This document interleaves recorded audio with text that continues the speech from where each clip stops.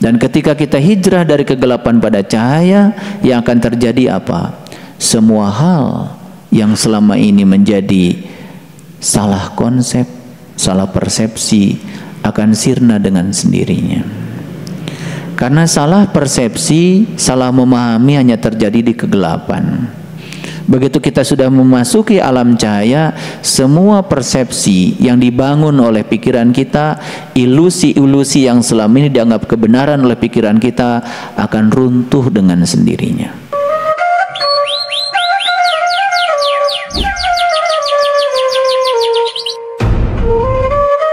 Bismillahirrahmanirrahim. Assalamualaikum warahmatullahi wabarakatuh. Alhamdulillahillazi arsala rasulahu bil huda wa dinil haqq liyudhhirahu ala dini kulli walau karihal musyrikun. Asyhadu an la ilaha illallah wahdahu la syarikalah wa asyhadu anna Muhammadan abduhu wa rasuluh sallallahu alaihi wasallam la nabiyya ba'da. Subhanaka la ilma lana illa ma 'allamtana innaka antal alimul hakim. Subhanakallahumma rabbana wa bihamdika asyhadu an la ilaha illa anta astaghfiruka wa atubu ilaih. Astaghfirullahaladzim, astaghfirullahaladzim, astaghfirullahaladzim, allazi la ilaha illa huwal hayyul qayyum wa atubu ilaih. Min jami'il ma'asi wa dzunub la haula wa la quwata illa billahil aliyyil adzim. Segala puji hanya milik Allah, Sang keberadaan yang senantiasa hadir di setiap ruang dan waktu, memenuhi seluruh kebutuhan setiap makhluknya tanpa batas. Dia yang maha pengasih, Dia yang maha penyayang, yang maha lembut, yang maha suci, yang tidak pernah ternoda, yang senantiasa menumpahkan cinta kasih-Nya tanpa batas, tidak pernah tertidur, bahkan tidak pernah terkantuk, tidak pernah lalai untuk selalu menumpahkan cinta kasih-Nya pada seluruh ciptaannya. Beruntunglah mereka-mereka yang selalu merasakan kehadirannya di setiap saat, di setiap ruang dan waktu. Beruntunglah mereka-mereka yang senantiasa bisa merasakan kemanunggalan besertanya kapanpun, dimanapun. Dan dengan merasakan kehadirannya, maka kita akan selalu hadir dimanapun kita berada. Beradalah kita di sana sepenuhnya. Seperti saat kita sekarang berada di sini, marilah kita menikmati kehadirannya lewat napas yang mengalir keluar masuk lewat hidung kita, lewat napas yang menyebar sebagai energi yang memenuhi seluruh sel dalam tubuh kita. Karena napas itulah jantung kehidupan kita. Dengan napas itu kaki kita bisa digerakkan. Dengan napas itu tangan kita bisa digerakkan. Dengan napas itu penglihatan kita mampu melihat. Dengan napas itu pendengaran kita mampu mendengar. Dengan napas itu mulut kita mampu berbicara. Dengan napas itu pikiran kita mampu berpikir. Dengan napas itu rasa kita menjadi hidup dan biras merasakan apapun sensasi semesta kepada kita. Dengan kesadaran penuh, marilah kita puji Dia bersama-sama membaca hamdalah. Alhamdulillahi Rabbil Alamin. Mari sertakan Dia dalam majelis ilmu ini dengan kelembutan dan cinta. Mari kita sapa asmanya dengan membaca basmalah. Bismillahirrahmanirrahim. Atas namamu ya Allah yang maha cinta, aku sadar sepenuhnya bahwa kelahiranku adalah kelahiran yang direncanakan oleh-Mu. Kelahiranku bukanlah suatu kebetulan. Terima kasih ya Allah, Kau telah menghadirkan aku di kehidupan yang luar biasa ini sebagai tamu agung yang akan dijadikan sebagai kepanjangan tangan-Mu untuk menyampaikan cinta kasih-Mu. Kami pasrahkan diri kami sepenuhnya kepada-Mu ya Allah.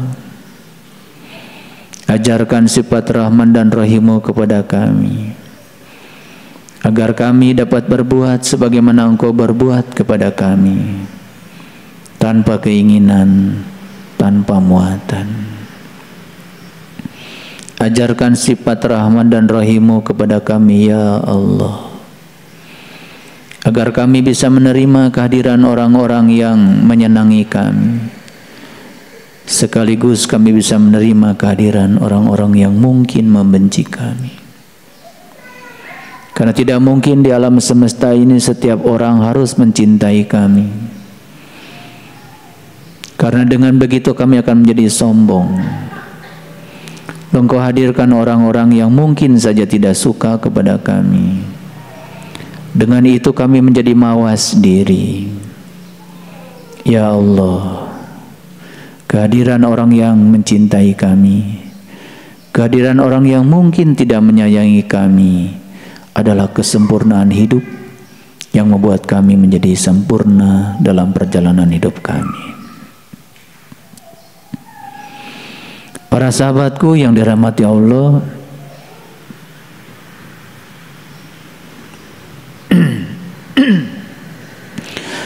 hari ini saya akan menyampaikan beberapa pesan leluhur, dan semoga kita bisa memahami pesan-pesan ini. Keluar.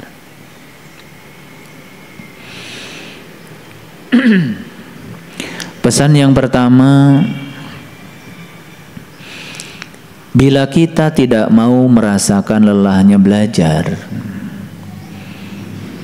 maka kita akan menanggung pahitnya kebodohan di masa yang akan datang. Orang yang tahu dengan orang yang tidak tahu itu sangat berbeda. Orang yang bijaksana dengan orang yang tidak bijaksana itu sangat berbeda.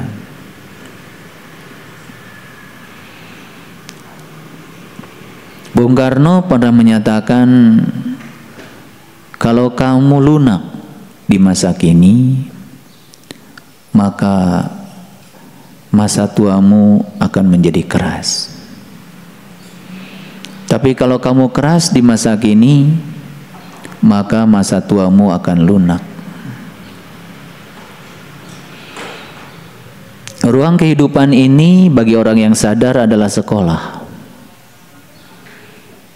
Dan yang menciptakan kurikulum sekolah ini adalah diri-diri kita masing-masing. Karena setiap diri datang ke semesta ini sudah membawa data karma masing-masing. Kehadiran kita ke semesta ini karena kita harus menyelesaikan seluruh urusan yang tertulis dalam data karma kita. Data karma itu tersimpan rapi dalam DNA yang ada di setiap sel dalam tubuh kita. Dan data karma itu sedang diurai oleh pineal gland, sang batara guru yang ada di dalam diri kita. Dan setiap kehidupan yang kita alami dalam kehidupan sekarang bukanlah sesuatu yang datang sekarang, tapi itu semua adalah kelanjutan dari kehidupan kita di masa lalu yang harus kita selesaikan. Kalau kita sadar bahwa sesungguhnya yang sedang kita jalani di kehidupan yang sekarang adalah akibat dari yang kita ciptakan di kehidupan yang sebelumnya, maka kita tidak mungkin akan menolak apapun sekalipun itu tidak kita sukai. Karena yang sedang kita jalani dalam kehidupan sekarang ini adalah hukum sebab akibat. Sebabnya sudah kita ciptakan di kehidupan yang sebelumnya, dan akibatnya harus kita tanggung sekarang. Sungguh sangat aneh kalau kita menolak apa yang sedang terjadi di kehidupan kita sekarang. Padahal itu adalah akibat yang ada hubungannya dengan sebab yang kita ciptakan sendiri. Ketika kita tidak sadar dengan itu, maka terjadilah yang namanya penolakan. Penolakan bukan sekedar menyusahkan dan menderitakan kita, tapi penolakan adalah gagal bayar utang karma kita, dan kita menciptakan utang karma baru di kehidupan kita yang sekarang. Lalu bertumpuk-tumpuklah utang kita yang tidak kita sadari. Sepanjang kita tidak menyadari itu, sepanjang itu pula kita akan terus berpindah dari kegelapan baru ke kegelapan yang lebih dalam lagi. Lalu kita tidak akan pernah keluar menuju alam yang terang benderang. Allahu waliyul ladzina amanu yukhrijuhum minadh dhulumati ilan nur. Itu sebabnya ketika kita menyadari kehadiran Allah dan kita tidak pernah menolak apapun yang terjadi karena kita yakin di belakang itu ada kehadirannya, maka kita sesungguhnya sedang mengantarkan kita minad dhulumati ilan nur, dari kegelapan kepada cahaya. Dan ketika kita hijrah dari kegelapan pada cahaya, yang akan terjadi apa? Semua hal yang selama ini menjadi salah konsep, salah persepsi akan sirna dengan sendirinya. Karena salah persepsi, salah memahami hanya terjadi di kegelapan. Begitu kita sudah memasuki alam cahaya, semua persepsi yang dibangun oleh pikiran kita, ilusi-ilusi yang selama ini dianggap kebenaran oleh pikiran kita, akan runtuh dengan sendirinya. Lalu itulah fase awal memasuki kelahiran baru kita. Para sahabatku, ruang kehidupan ini menyediakan tempat belajar. Setiap tempat adalah ruang belajar. Setiap waktu adalah kesempatan untuk belajar. Sayang sekali, banyak di antara manusia yang tidak menyadari itu. Menjalani kehidupan tanpa menyadari bahwa dia sedang berada di sebuah sekolah yang luar biasa. Sekolah nyata, sekolah yang akan mengajarkan kedewasaan, sekolah yang akan mengajarkan kesabaran, sekolah yang akan mengajarkan kebijaksanaan, sehingga peristiwa demi peristiwa hanya terjadi begitu saja tanpa ada satu pesan yang bisa dia terima. Itulah yang disebut dengan manusia yang rugi. Lalu ada sumpahnya, wal asri innal insan lafi khusrin illal ladzina amanu wa amilus solihah wa tawasaw bil haq wa tawasaw bis sabr. Jadi seluruh manusia itu rugi kecuali yang beramal soleh, kecuali yang beriman, kecuali orang yang senantiasa saling menyadarkan, saling mengisi, kecuali orang-orang yang tabah, sabar di dalam menjalani seluruh proses kehidupan. Inti dari semuanya adalah kesadaran. Makanya kata sadar dalam Kamus Bahasa Indonesia artinya adalah tahu. Sadar itu artinya insaf. Sadar itu artinya mengerti. Sadar itu artinya merasa. kata sadar sudah dipakai menjadi satu kata yang utuh, namanya kesadaran. Jadi kesadaran sudah menjadi kata benda. Kesadaran artinya adalah keadaan tahu, keadaan terjaga, keadaan insaf. Jadi orang yang sedang pingsan disebut tidak sadar. Begitu siuman disebut dia sudah sadar. Disebutnya tersadar. Pertanyaan yang paling dalam buat kita semua, apakah betul kita ini sekarang sudah tersadar? Apakah kita sudah terjaga? Apakah kita sudah memasuki keadaan tahu, keadaan mengerti, keadaan merasa? Atau kita ini hanya sekedar sibuk dari pagi sampai pagi lagi menjalankan kehidupan tanpa kesadaran? Itulah orang yang rugi. Beruntunglah orang-orang yang setiap saat selalu bisa menangkap pesan apapun yang Allah berikan kepadanya, dia bisa menangkap pesannya.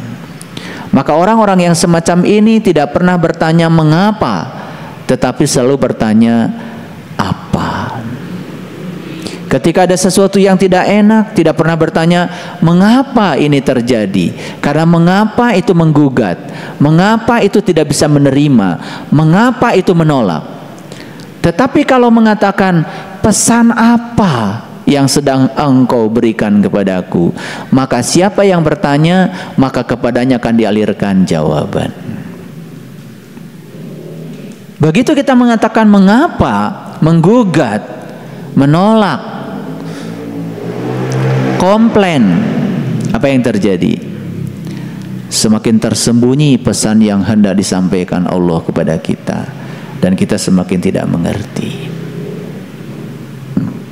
Lalu tahu-tahu umur kita habis saja begitu saja. Padahal banyak orang yang sedang berjuang ingin hidup bertambah walaupun cuma 1 detik. Membeli oksigen karena takut tidak bisa bernapas. Memang segala sesuatu itu baru terasa adanya kalau sudah tidak ada. Betul? Saya heran lihat orang. Dulu ketika sehat, dia habiskan kesehatannya untuk mencari sesuatu yang membuat dia sakit. Setelah dapat sesuatu, semua yang dia dapat pun digunakan untuk mengembalikan sakit supaya sehat.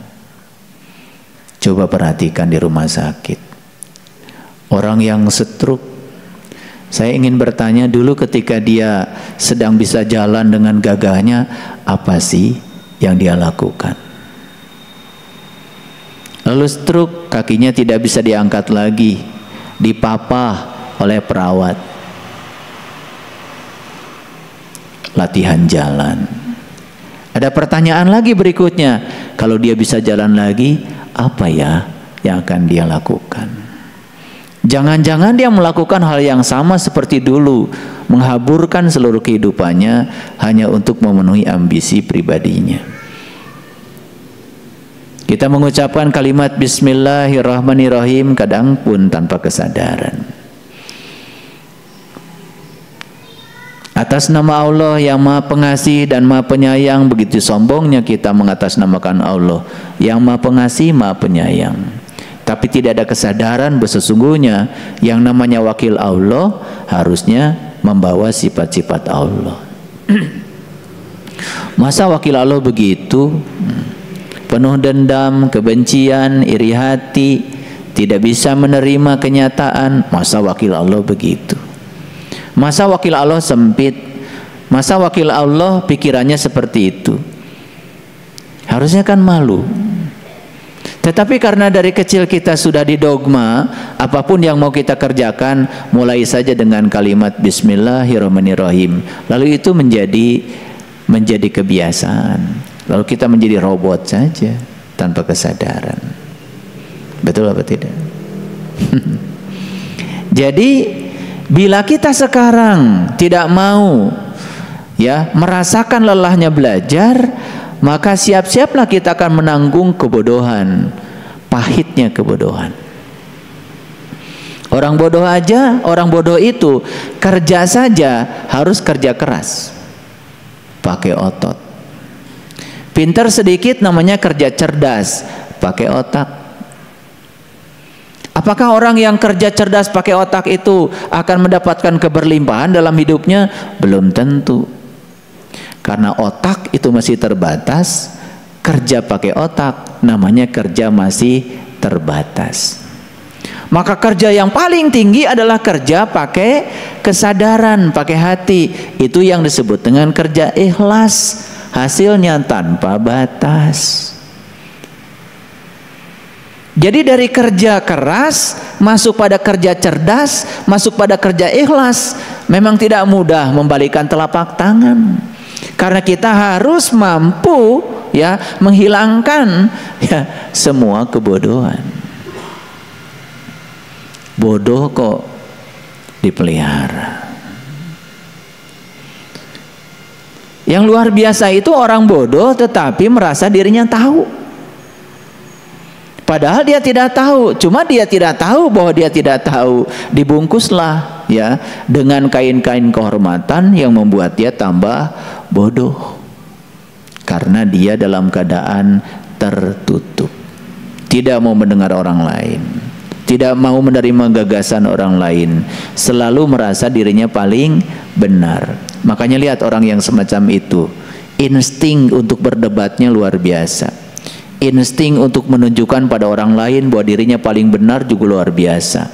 Bahkan kadang-kadang mencari pasukan untuk menyatakan dirinya paling benar. Masih gitu apa tidak? Kalau masih gitu ya berarti masih bodoh. Ya. Sampai pada titik kesadaran tertentu kita akan menemukan bahwa sebetulnya hidup itu bukan lagi perjuangan, tapi hidup itu adalah hubungan cinta. Kalau kita sudah bisa melihat hidup itu hubungan cinta, hidup bukan perjuangan, maka untuk mendapatkan sesuatu sebesar apapun tidak perlu penuh perjuangan. Itulah yang disebut dengan fid dunya hasanah wa fil akhirati hasanah. Udah hasanah dua-duanya. Ya.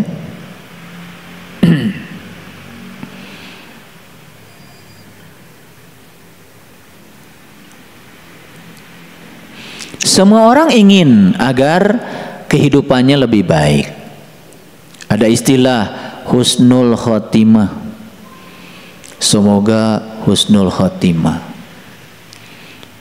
Jadi husnul khotimah itu sempurna di akhirnya. Bagaimana kita bisa husnul khotimah kalau kita tidak mampu memberangus kebodohan yang ada dalam diri kita sendiri?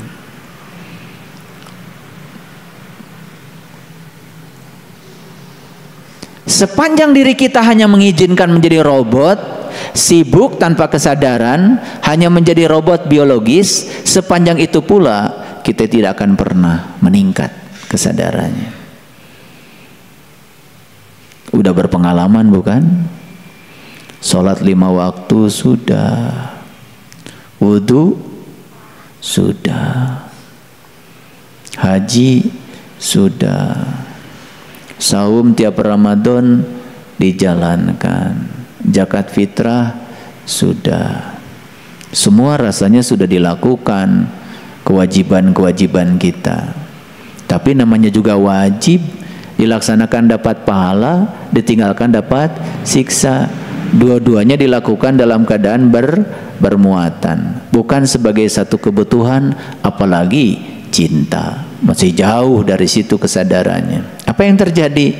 Yang terjadi ya kita ini seperti robot biologis sibuk tetapi tanpa ada perubahan kesadaran. Cirinya apa?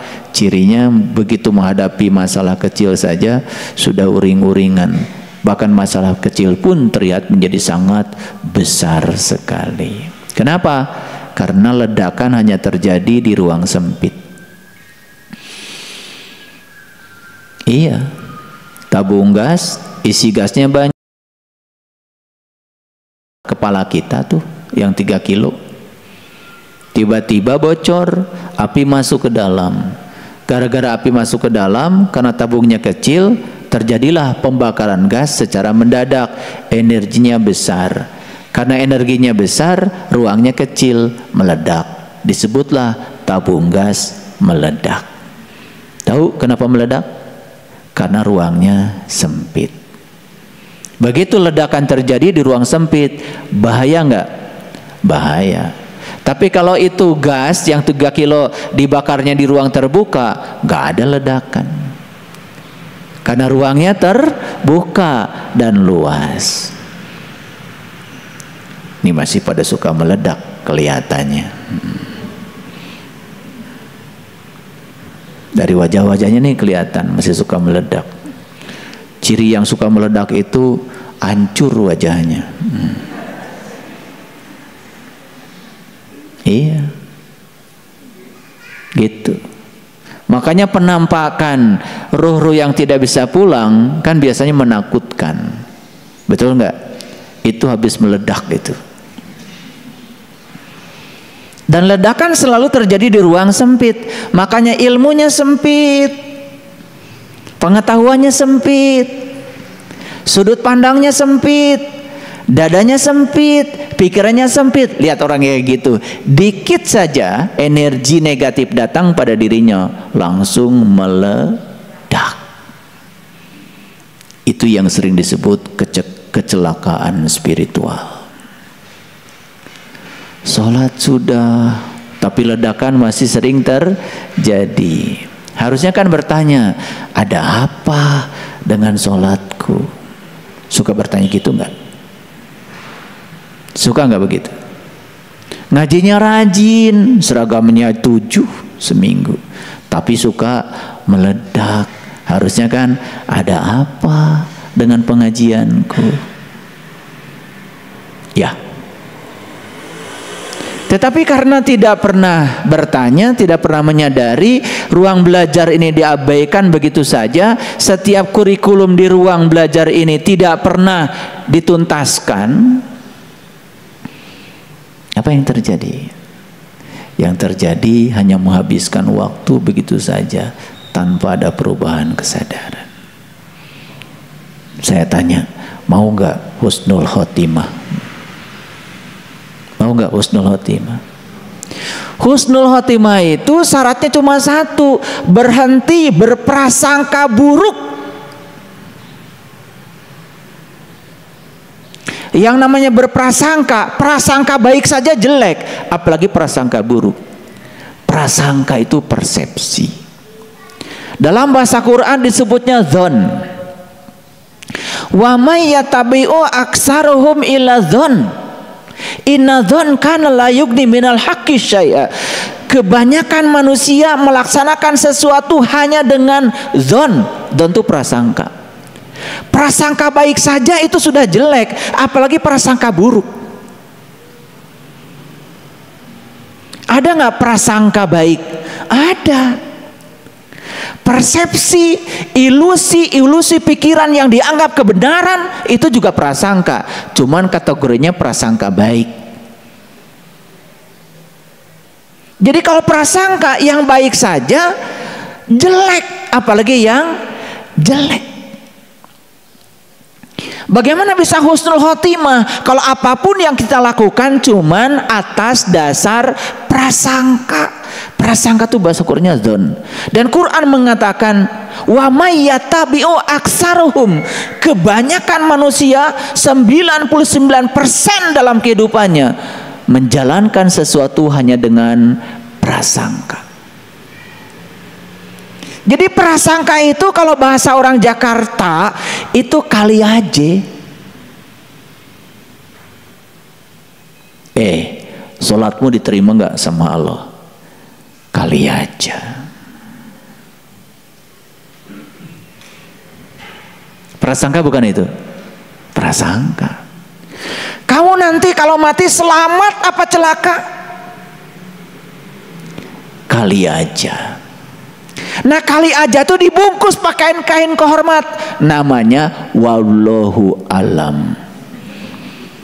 Itu kain kehormatannya. Habis ngomong menceramahi orang, banyak ayatnya, dipungkas dengan wallahu alam.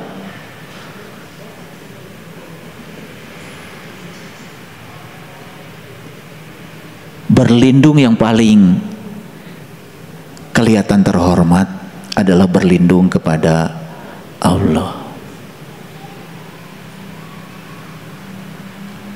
Makanya suka ada kata-kata begini kan, kalau salah dari diri saya, kalau benar dari diri Allah.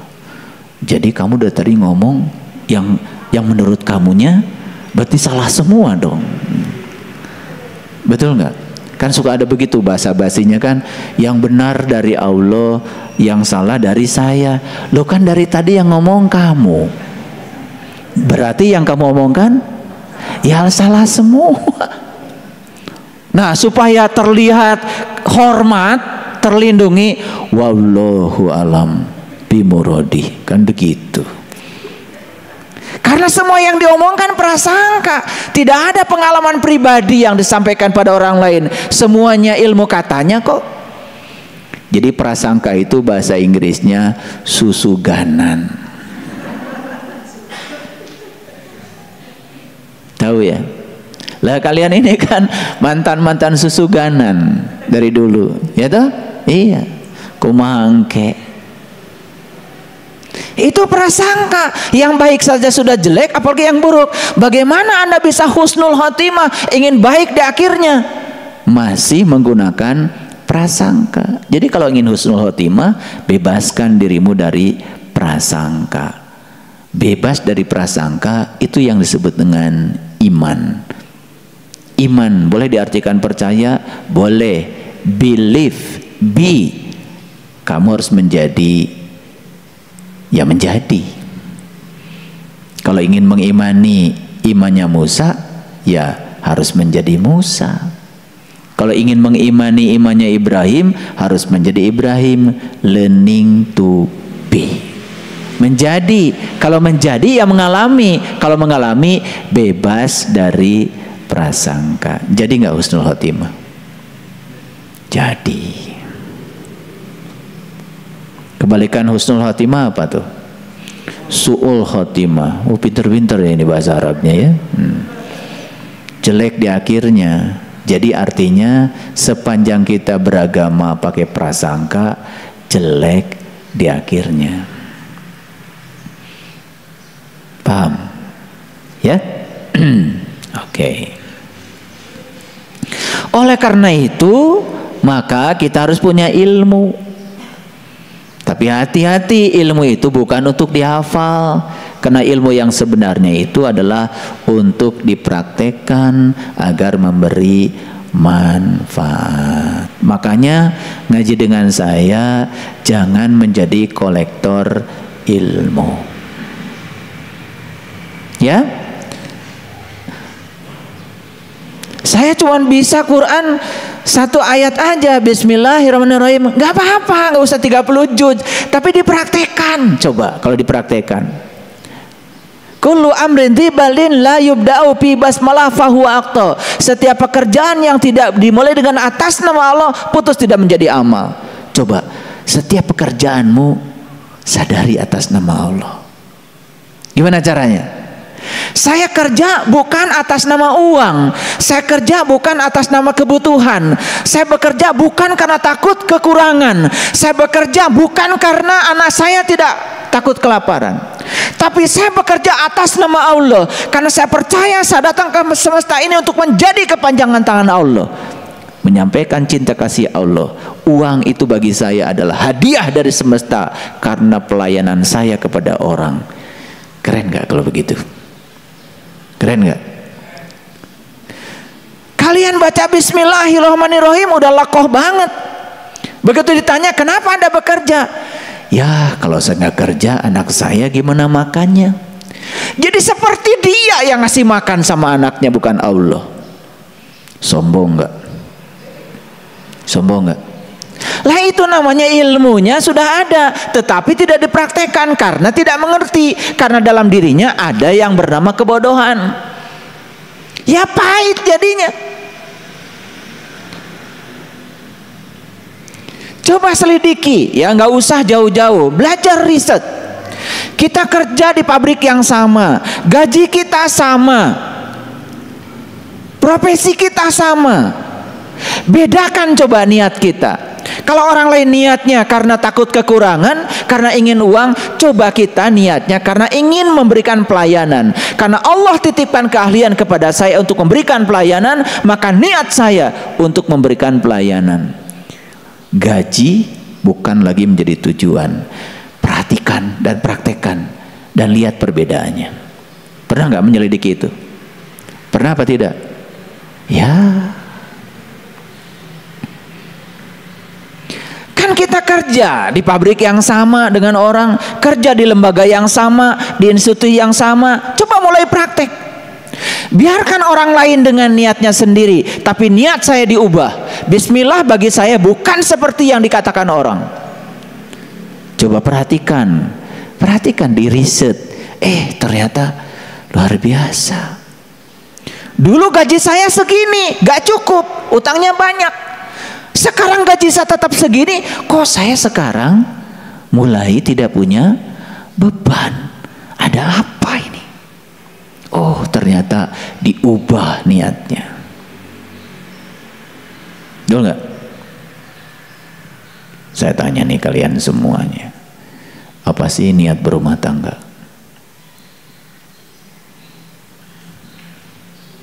Apa? Ini udah kawin berapa tahun, ditanya niat rumah tangga masih bingung. Ya toh? Bingung, semuanya bingung, ya. Makanya dulu waktu masih lajang ingin rumah tangga, setelah rumah tangga ingin pisah.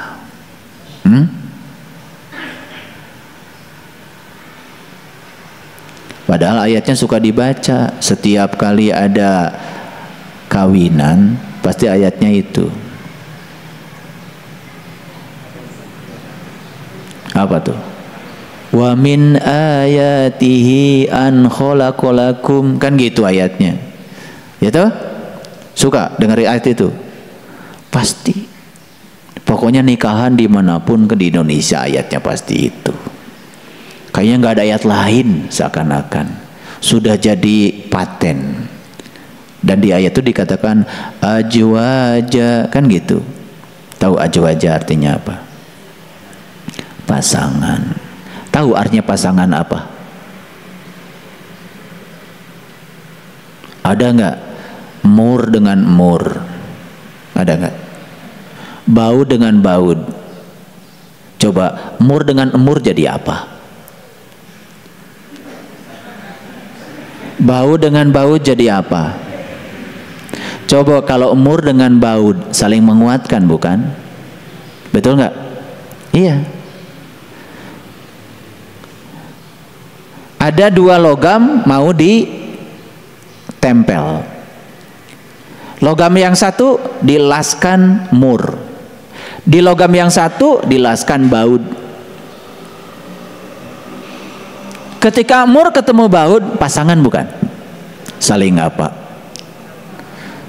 Saling menguatkan, saling melengkapi. Beda nggak mur dengan baud? Beda. Begitu nikah, rumah tangga pengen sama. Mur sama mur, baud sama baud. Nyambung nggak kira-kira? Sadar nggak kalau kalian itu berbeda? Sadar nggak? Sadar nggak kalau kalian itu pasangan? Sadar. Pasangan itu positif negatif. Nggak ada beli sendal kanan-kanan. Coba kalau pakai sepatu kanan-kanan gimana tuh? Labuh wae. Betul nggak? Gimana kalau kiri-kiri? Jadi begitu ingin kanan-kanan, ingin kiri-kiri, tidak bisa menerima kanan kiri, tidak bisa menerima pasangan. Berarti kita ini sedang melanggar hukum alam. Padahal ayatnya ajwaja, nggak pernah dibahas ayat itu. Betul nggak? Yang dibahas teh sakinah mawadah warohmah, sakinah mawadah warohmah. Bari jeung teu ngarti sakinah teh naon. Itulah kebodohan, pahit. Tapi begitu pintar sedikit, oh ternyata saya dengan istri saya itu pasangan. Dan silahkan diri, tidak ada yang cerewet nikah dengan yang cerewet. Dan tidak ada yang diam nikah dengan yang diam, gak ada. Yang cerewet itu pasti nikah sama yang diam. Betul nggak? Aduh, istri saya cerewet. Terus, oh ternyata istri saya adalah guru saya untuk belajar diam. Karena belajar diam yang paling bagus sama yang cerewet. Coba kita mau ngomong satu kata, dia sudah ngomong.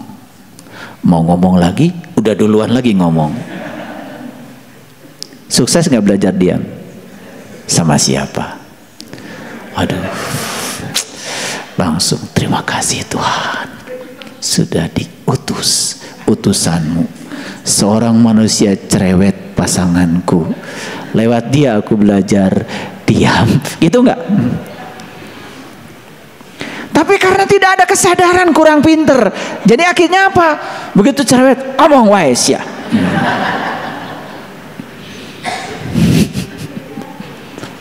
Tapi kalau dilihat itu sebagai mitra, sebagai pasangan, jadi klop. Akhirnya bikin puisi, kamu dan aku seperti mur dan paut. Gitu kan puisinya? Kita saling menguatkan. Wih, keren. Karena kata Allah kita ini adalah ajwaja. Gitu nggak? Boro-boro. Ngerti gitu? Betul nggak? Iya. Yang terjadi adalah membangun neraka. Karena kalau mur dengan mur, baut dengan baut, ya pakai truk. Nggak nyambung. Makanya saya mau bikin pelatihan, ya, BSI mau bikin pelatihan khusus untuk menangani persoalan relationship, untuk pengantin baru sekaligus juga pengantin yang sudah bari dan basi. Iya, jadi kita mau kasih argumen saintifiknya supaya mereka mengerti. Begitu sadar, oh kita ini pasangan. Yes, kiri kanan. Men are from Mars, women are from Venus. Aku berasal dari Mars, istriku dari Venus. Dua makhluk yang berbeda. Oke, kita tetap satu kasur toh. Keren gak kalau gitu? Nah itu. Jadi sebetulnya ilmu kita sudah banyak, cuman prakteknya kurang banyak. Siapa sih yang tidak tahu kalau sedekah itu membawa berkah? Semua udah tahu, tapi prakteknya biasanya masih hitung-hitungan. Betul nggak? Itu karena tidak mau mencoba. Gitu. Dan menurut Profesor Kazuo Murakami, kalau orang penyakitnya jantung, ini orang Jepang loh, bukan orang Islam, tidak mengerti istilah zakat, tidak ngerti sodakoh. Tapi beliau coba mengatakan orang-orang yang penyakitnya jantung ternyata penyebabnya adalah kurang berbagi. Jadi kalau ditangkap oleh orang Islam, ternyata sedekahnya kurang, itu penyakitnya jantung.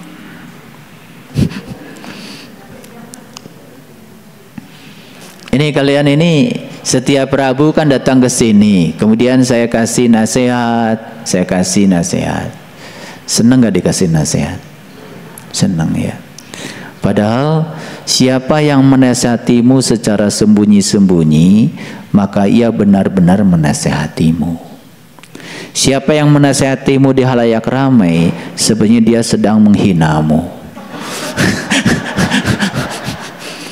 Jadi saya ini sebetulnya sedang menasihati beneran atau sedang menghina kamu? Gini, kalau saya nasihatin Hari di depan halayak, itu saya menghina Hari. Tapi kalau saya panggil Hari, kemudian saya nasihati di kamar atas, kita berdua, itu menasihatinya dengan penuh cinta kasih, benar-benar menasihati. Pertanyaannya gimana nih, sekian banyak orang dinasihati, ini menasihati beneran? Kan sembunyi-sembunyi, kan tertutup nih ruang ini. Hanya kita yang tahu, betul nggak? Iya, karena saya kan tidak menasihati satu-satu, betul nggak? Saya menasihatinya bareng-bareng. Jadi ini menghina atau menasihati kira-kira? Menasihati. Yang merasa dihina, ya baperan berarti. Nah, kenapa kita perlu saling menasihati? Jadi sebetulnya menasehati sekalipun itu anak kita, kalau di depan temannya kan tidak boleh, karena nanti anak kita merasa terhina. Apalagi memarahi dia di depan orang banyak, betul nggak? Nah, saya mau tanya jujur nih, pernah nggak memarahi orang di depan orang banyak? Angkat tangan. Kok sedikit ya? Ternyata yang jujur di ruangan ini cuma sedikit ya.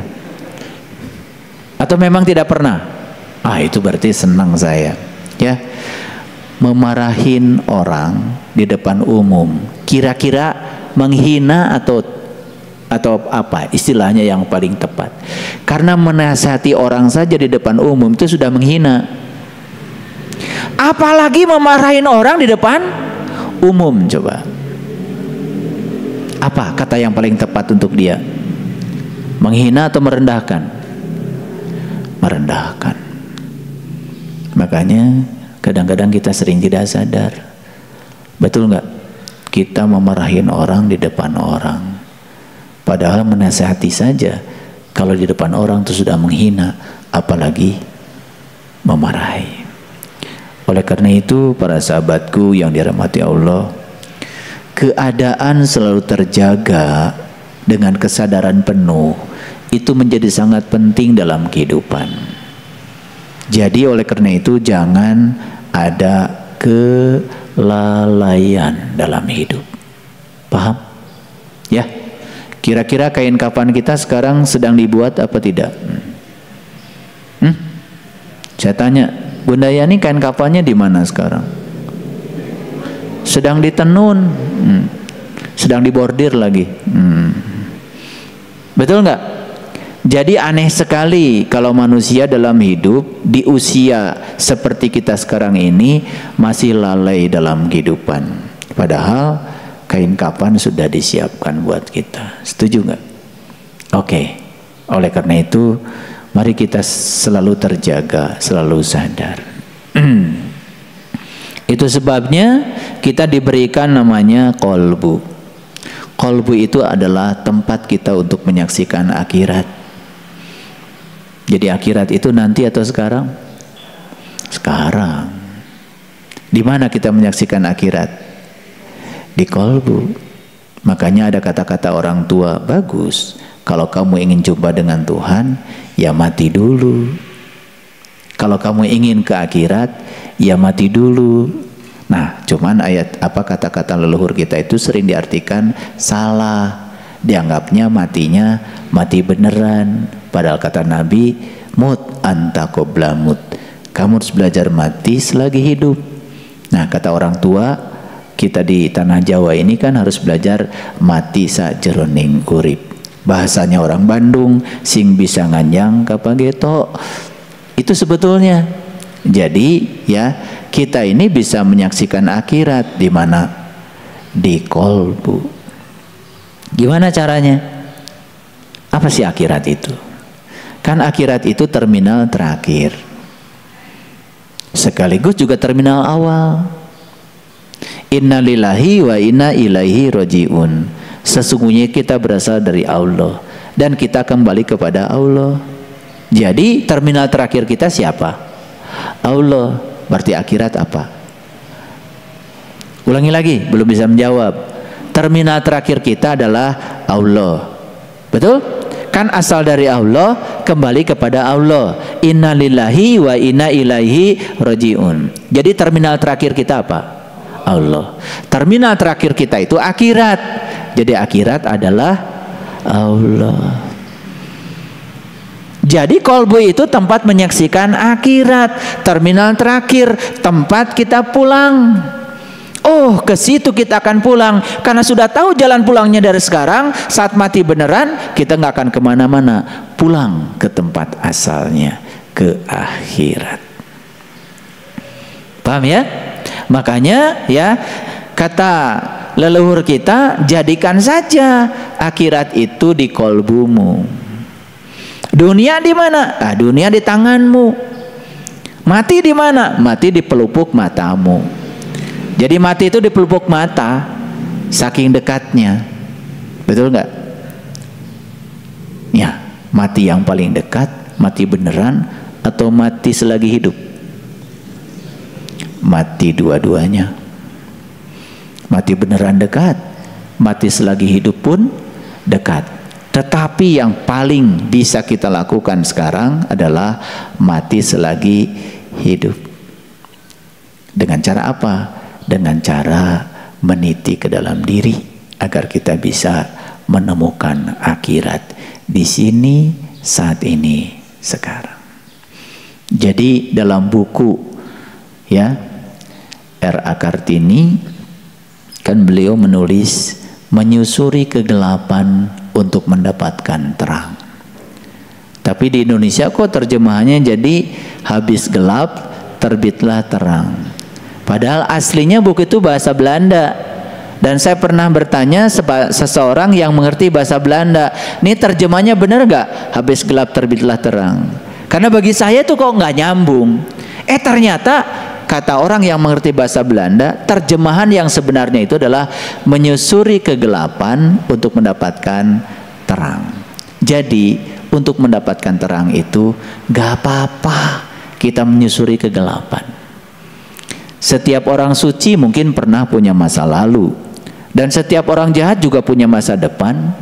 Gak apa-apa kalau kita pernah menyusuri kegelapan. Yang penting berakhir dengan terang. Paham maksud saya? Ya, kan ini kan bekas-bekas manusia yang sudah menyusuri kegelapan. Betul nggak? Cuman sudah bosen cicing wae didinya, ya, makanya berakhir dengan terang. Ya, jadi oleh karena itu maka ya kita harus menemukan akhirat kapan? Sekarang, di sini, saat ini. Ya, oke. Para sahabatku yang dirahmati Allah, amalan apa sih yang paling berat untuk diamalkan? Ada 3 amalan. Yang pertama adalah dermawan saat memiliki sedikit. Betul nggak? Betul nggak? Jadi kalau orang yang sedang punya kekayaan banyak, pelit, bisa dibayangkan ya. Ketika kekayaannya tinggal sedikit, kira-kira pelitnya nambah atau kurang? Ketika kekayaannya banyak, pelit. Ketika kekayaan tinggal sedikit, kira-kira pelitnya nambah atau ngurang? Nambah bukan? Lagi banyak saja, pelitnya segitunya, apalagi ketika sedikit. Betul nggak? Makanya dermawan saat memiliki sedikit itu yang paling susah. Dan saya sering mengalami situasi seperti itu. Ada saja yang diutus Allah datang ke rumah. Gak datang ke rumah pakai WA. Betul gak? Iya. Punya duit 500.000. Ada orang gak punya beras. Saya tanya, berapa anggota keluargamu? 11 orang. 11. Kirim 50 gak cukup. 100 besok minta lagi. Repot-repot. Kirim aja 1 karung. Berat gak kira-kira? 1 karung beras berapa? Mang Ujang? Berapa? 280. Punya uang 300.000. Harga 1 karung beras 280.000. Jujur ya mau saya bilang sama Bapak Ibu semuanya. Jadi nggak ngasih. Bohong. Itu. Ya. Memang itu yang paling berat itu. Dermawan dikala tidak ada dan ujiannya akan ada. Gini ya. Lagi punya duit banyak malah nggak ada yang datang.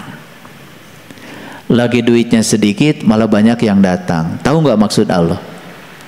Tahu nggak maksud Allah? Apa maksudnya? Allah sedang menjadikan kita orang hebat. Kalau kita lagi banyak orang datang susah dan kita bisa membantu mereka, nggak hebat. Justru saat kita sedikit tapi kita masih bisa bantu sebesar yang mereka ingin, itu hebat. Saya tanya lagi sekarang, mau nggak dihebatkan oleh Allah? Mau apa tidak? Bohong.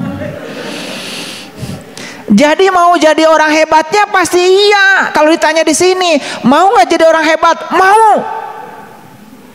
Mau nggak melewati proses untuk jadi orang hebat? Mulai lemah kan? Jadi ketika ditanya mau nggak jadi orang hebat itu tidak mungkin lewat proses biasa. Untuk menjadi orang hebat itu prosesnya tentu saja hebat. Betul nggak? Kalau kita jadi pengusaha karena difasilitasi itu biasa. Tapi jadi pengusaha dari nol tanpa fasilitas, benar-benar hasil upaya sendiri, beda, sangat berbeda. Jadi kalau ditanya oleh saya, mau nggak jadi orang luar biasa?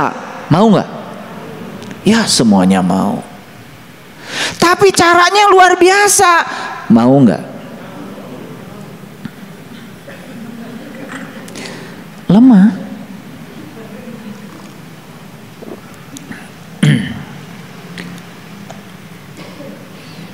Mulai jawabannya sumir. Baik sama orang baik, biasa atau luar biasa? Biasa. Baik sama orang tidak baik, biasa atau luar biasa? Mau jadi orang luar biasa. Sudah baik sama orang yang tidak baik.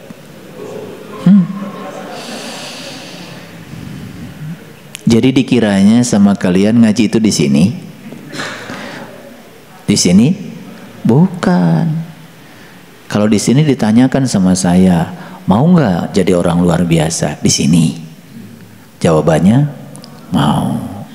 Selesai dari sini langsung diproses oleh Allah. Kita mulai ya, kata Allah.